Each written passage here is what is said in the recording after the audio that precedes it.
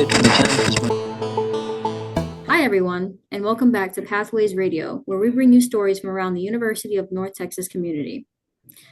You're listening to Pathways Radio with your host, Caitlin Neff. This afternoon, we're sitting down with the current communications officer of UNT's student organization, GLAD Queer Alliance, a social club that has been making safe spaces, celebrating queer identities, and advocating for queer representation and visibility on campus. Stay tuned to hear more about representation on campus and how things have evolved over the last few years. Welcome, Dante. Can you tell us more about GLAD and what you do and how long it's been a part of the UNT community? GLAD has been around campus for a long time, actually. Since 1977, it used to be known as Courage, with it turning into GLAD around 2015. We strive to include everybody on campus, whether they are part of the LGBTQIA plus community or if they're an ally or just people in general. Like a lot of our focus has shifted to beginning to advocate for the queer community.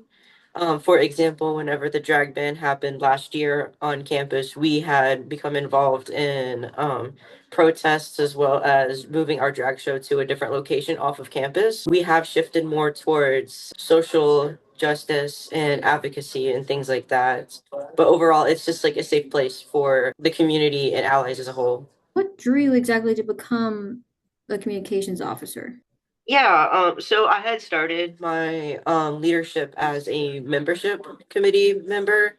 I realized that communications isn't just about handling our social media presence, but it's also about creating graphics and making posters and zines and all sorts of different things for our events, as well as helping create those types of things for our um, co-organizations whenever we collaborate with them during our events.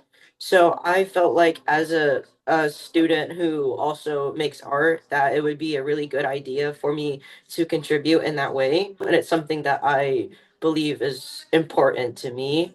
So that is kind of what drew me into it. And since then, I have been having so much fun with it. And you can find the GLAD Queer Alliance at UNT Glad on our Instagram. And then on our Instagram, we also have a link tree with all of our other social medias where we're also active on our Discord server. Dante. As the communications officer of a student-run organization at UNT that focuses mostly on inclusion, as you said, how has queer representation on campus changed over the last few years, you think? Well, it definitely took a big hit after Greg Abbott had taken down our multicultural center alongside our Pride Alliance. Oh my We God, I used to have a know. lot of resources, so we haven't really recovered very much from that.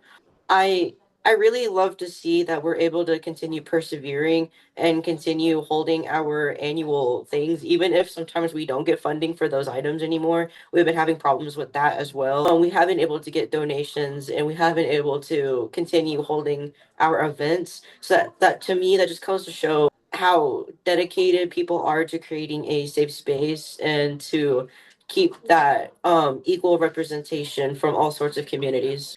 I know my freshman year, we had the Pride Alliance and I watched it get shut down and I was like, oh my God, I can't believe this is happening. Okay. Are there any events, programs, or milestones that stand out to you as turning points for visibility and inclusion?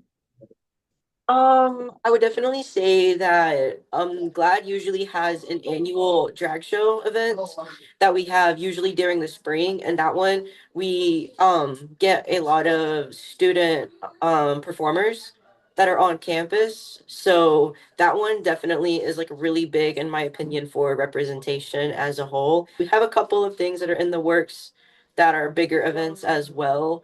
Are you able to tell me about Also, any of them? I could tell you about one of them. We Okay, were if you don't planning mind. on trying to do a queer literature for like queer banned books and banned books as a whole.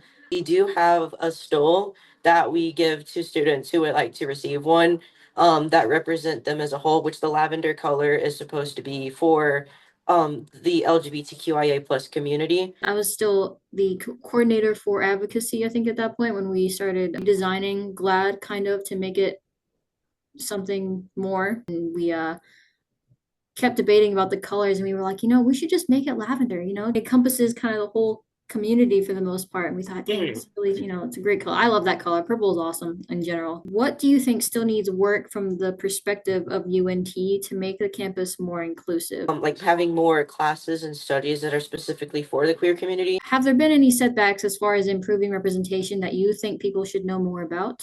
Just being in the state of Texas as a whole makes it kind of difficult to really organize and find places outside of our campus. And there are many places that are queer friendly in Denton. But yeah, like being in Texas is definitely a lot more of a challenge compared to other places that are more accepting. So we are having to adhere to those types of changes. And of course, with our political climate today, there are certain things that are important to our community that we would love to talk about, but unfortunately we really can't because we don't want to anything to happen to our community and our organization. Yeah, you have But to toe that line between advocating for yourself and keeping yourself safe, really. yes, because that is one thing that I think people don't completely understand. Like self-preservation and safety and just taking care of yourself as a whole is a lot more important, in my opinion. But of course, the people who are able to put that on the line and become advocates, it's very admirable for them to do such a thing. You don't have to be a big figure and you don't have to be like, you don't have to have a huge position, a medal, or anything to be an advocate or a leader. The most important thing is that you just be yourself. It could be something as small as just making someone's day better. Making your mark in the world like that is a lot better, in my opinion, than thinking you have to do something huge in order to accomplish anything. Huge thanks to Communications Officer Dante from the Glad Queer Alliance for joining us today. It's truly enlightening and inspirational to hear about the passion that students here at UNT have for queer identity despite what comes their way. Don't forget to follow Glad's Journey for a Better Tomorrow on Instagram at UNTGlad. Thanks for listening to the Pathways Radio. I'm Caitlin Neff, your host, and until next time.